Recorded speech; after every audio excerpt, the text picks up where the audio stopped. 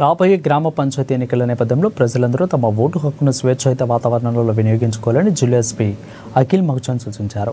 ఇక బేల మండలంలోని బేల సిర్పన్న గ్రామాన్ని ఆదివారం సందర్శించారు. పంచాయతీ ఎన్నికలు ప్రశాంతంగా నిష్పక్షపాతంగా నిర్వహించేందుకు ముందస్తు చర్యలలో భాగంగా సిర్పన్న గ్రామంలో శుక్రవారం రాత్రి ఎన్నికల ప్రవర్తన నియమావళిపై గ్రామ ప్రజలకు, ప్రజాప్రతినిధులకు, యువతకు ఎన్నికల నిబంధనలు, మార్గదర్శకాలపై ఆయన అవగాహన కల్పించారు. ఈ ఎన్నికల ప్రచార సమయంలో ఇతరుల మనోభావాలు దెబ్బతీయకుండా వారి స్వేచ్ఛకు భంగం కలగకుండా ప్రచారం నిర్వహించుకోవాలని ఎస్పీ సూచించారు. ముఖ్యంగా యువత గొడవలలో పాల్గొని ఒక్కసారి కేసులు నమోదైతే వారి భవిష్యత్తులో ప్రభుత్వ, ప్రైవేటు ఉద్యోగాలకు అనర్హులవుతారని, అలాగే ఇతర దేశాలకు కూడా వెళ్లలేరని తెలిపారు. ఎటువంటి గొడవలలో పాల్గొనకూడకుండా గ్రామంలో శాంతియుత వాతావరణంలో ఎన్నికలు నిర్వహించుకోవాలని సహకరించాలని అన్నారు.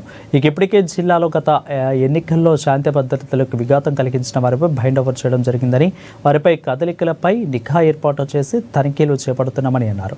ఎవరైనా ఎలాంటి చట్ట వ్యతిరేకమైన ఎన్నికల ఉల్లంఘనకు చర్యలకు పాల్పడితే వెంటనే డయల్ 100 లేదా స్థానిక పోలీసులకు సమాచారం ఇవ్వాలని కోరారు.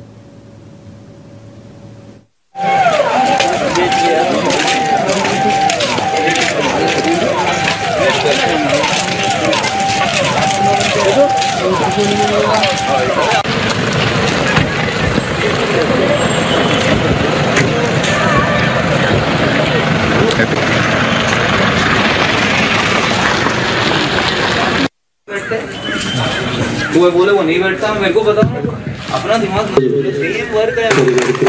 स्वागतम से स्वागतम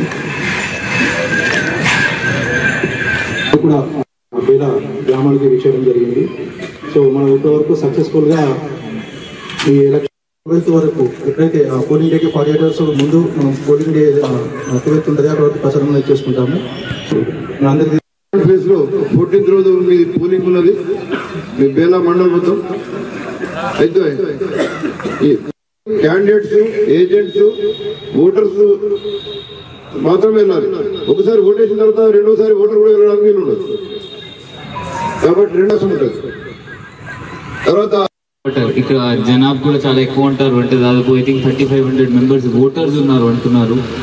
అండ్ 10 వార్డ్స్ ఉన్నాయి, 12 వార్డ్స్ ఉన్నాయి. చాలా మంది నామినేషన్ కూడా వేశారు అంటున్నారు. సో అంటే కాంపిటీషన్ టఫ్ ఉంటుంది. సో నా రిక్వెస్ట్ మీ అందరితో ఏంటి అంటే ఈ ఎంసీసీ రూల్స్, కండక్ట్ రూల్స్ మీరు ఫాలో చేయాలి. ఫాలో చేస్తే అంటే మన చట్టం అంటే మంచి ఉంటుంది. ఎలక్షన్ చట్టం అంటే కొంచెం స్ట్రిక్ట్ ఉంటుంది. ఇప్పుడు మీకు సెకండ్ ఫేజ్లో ఎలక్షన్స్ ఉన్నాయి. సెకండ్ ఫేజ్ అంటే మీకు 14th ఎలక్షన్ ఉంటుంది. సో 12th నైట్ వరకు మీ ఈవినింగ్ వరకు మీరు క్యాంపెయినింగ్ చేయొచ్చు. దాని తర్వాత సైలెంట్ పీరియడ్ స్టార్ట్ అవుతుంది. దాని తర్వాత ఎవరైనా క్యాంపెయినింగ్, ఇది కాకుండా ఎవరైనా పోలింగ్ డేలో ఆ పోలింగ్ లొకేషన్ చుట్టుపక్కల అనవసరంగా తిరిగితే 144 అమలు ఉంటుంది. అప్పుడు ఎవరైనా అనవసరంగా తిరిగితే అప్పుడు కూడా మళ్ళీ కేసు నమోదు అవుతుంది. ఓటింగ్ చేసిన తర్వాత మళ్ళీ ఇంటికి రిటర్న్ పోవాలి. మళ్ళీ అక్కడే రోడ్లో నిలబడి మాట్లాడాలి జనాలతో, లేకపోతే ఏం చేస్తున్నారు, ఎట్లా చేస్తున్నారు. ఇక్కడ జనాభా కూడా చాలా